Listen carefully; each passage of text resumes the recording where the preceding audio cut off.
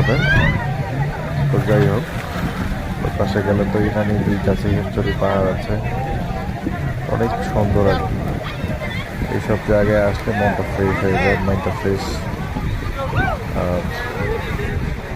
মনে হয় যেন আমরা অন্য জগতে চলে এসেছি। যারা বিশেষ করে পানি এলাকার মানুষ না, যে তারাই এই আপনারা জানেন যে উত্তরবঙ্গে যারা মানুষ আছে তারা কিন্তু এত এই সাগর কখনো দেখেনি, নোনা পানি কখনো দেখেনি।